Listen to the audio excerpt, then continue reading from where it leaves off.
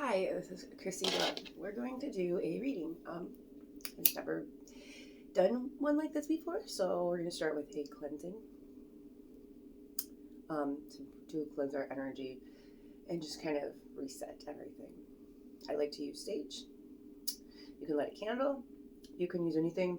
What I believe is that as long as there's fire involved, the fire cleanses the energy. All the elements have different special things to them. So if you light inside, fire. Same thing with a candle.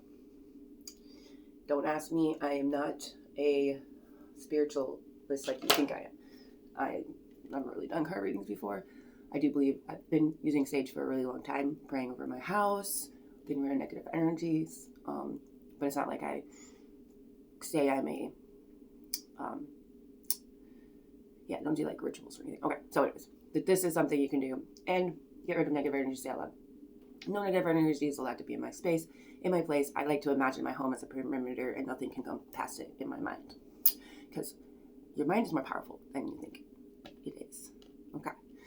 So what kind of reading do we want to do today? I'm not really exactly sure. I'm just going to see where Spirit leads me. I think I'm going to start with this angel deck and see maybe like a subject we can get on. What my angel guides, spirit guides, or spirit wants to tell me today. Oh, should I look at that card? Divine timing. Yeah, I should. I like this deck. They do not have this deck on TikTok. Or maybe they do, but it's not. So. Okay. Well, I'm going to start out with divine timing. Focus. There's an angel. He's got flowers, roses in his hair. You want to tell me? You guys want to tell me which angel this is? Maybe. We'll see what happens.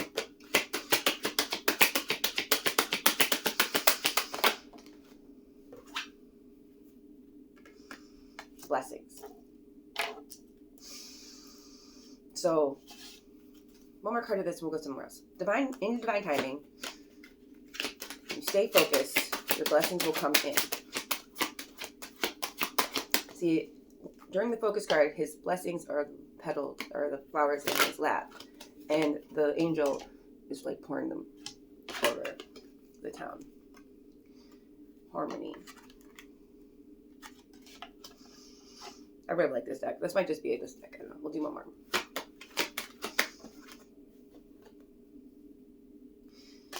Ideas and inspiration.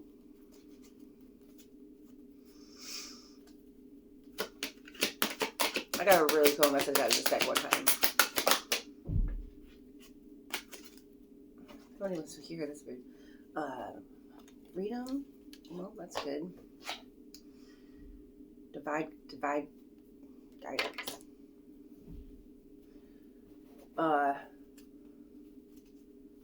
So in divine timing, your divine guidance is going to lead you to ideas and inspiration. You're going to be focused on it, and you're going to live in harmony with Spirit and Mother Nature with these ideas. That's how you'll know that they're from God. Because you decide to live a life where you're guided by Spirit, you are free. I can't show this card. You are freed from the chains of the world.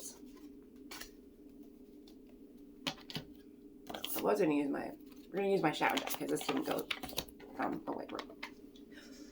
I'm gonna realize I am definitely very tapped into Spirit. I don't actually need cards to get messages from him or any of my angels. I channel me, talk to me daily. Not everybody will understand your plan. This seems like a message for me, to be honest. But if this video has found you, then it's for you too. Okay. While you're doing this divine guiding plan, idea, inspiration, that you're going to bring in your blessings and live in harmony with Spirit, you're going to, not everyone's going to understand. You're going to have to live in your self-truth, your authenticity, and your isolation, your maybe in hermit mode. Also, I know that's exactly because it says authenticity, and then this one does too. It says, I believe this very strongly. Speak what is true. I only speak truths. Only. Sometimes people don't like when I speak my truth, but I do. It's never to hurt anybody. I just live in truth. I don't lie. I hate lying. My mother was a pathological liar, and it really messed me up. And I kind of get a little not healthy energy when people lie to me, which I'm working on because we're all human. But yeah, so you've got to speak your truth, whatever your truth is. It doesn't matter what your truth is. You've got to speak it. You gotta open that throat chakra. You got to set up boundaries. This is reading for me. This is all things I've had to do in the past year. Self-focus and like release what no longer serves you. That is the only way to be your true, authentic self and to create this beautiful, divine guide plan that Spirit has put in your mind. And I know that if this video found you, you know that Spirit told you to do something. It's time to do it. It's time to get in action. And this one says, thank the wounds. So I've been through a lot of pain and suffering in my life. My life has pretty much been that way my whole life. Survival mode, pain, suffering. Until recently, I've only been ever on my own. And I haven't been treated very well because I tried to walk in the world with kindness and grace. And then there are periods where I was cold, but my true essence is that way. But I like to take my pain and my darkness and turn it to light and transmute it. Be grateful for it. Because what God has shown me that I'm going to do in the next stage of my life, I couldn't do it without being through the pains that I went through. So I can be empathically understanding to the other people that are going through it. It was all me for me. Even though it was hard. It was like, if I didn't go through those things, then I would never be able to be the person that I'm becoming. And that was a lot. Was not expecting that. Okay, we're just going to do the ones that land on the table. Your fullness is sacred. Feel your big emotions in a healthy manner. Also, this talks about loud truths. We're talking about speaking your truth. You need to always speak your truth. Know that you're worthy of this plan, even though it might seem like it. You need to be living in your power. You're living in your power, knowing that you are powerful. Also, just because you can emotionally identify with people that have been through pain, you all always attract people with wounds. You need to be careful about trauma bonding and make sure that the people that are in your life are not pulling you down from your purpose, your divine plan, that they're actually pulling you up. And that's really important because trauma bonding is something that I've done. It's something I had to walk away from. Yeah, trauma bonding, yes, it's not good. Pain you've been through has taught you to be a stronger version of you, the diamond that you are. Okay.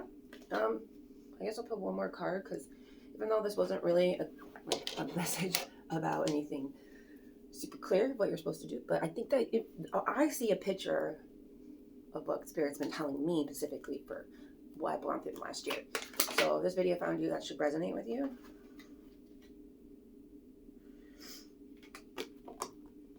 Right? I was trying to tap into somebody else's energy, but that's not what happened here, so. So I was talking about trauma bonding. This is Ace of Cups, and this is saying that you have to let go of the people that you've been trauma bonding with, because now that you're a more healed version of yourself, it's time to move forward and bring new people in that are more at your frequency and your level. Even if you bonded with somebody and they didn't actually do anything to you, but if the relationship or the situation is causing you to stay in your negative mindset or feel less of yourself for whatever reason, you should walk away from it. And God will bring in new people, new situations, better, something that's more healthier for you on a daily basis to feel more worthy.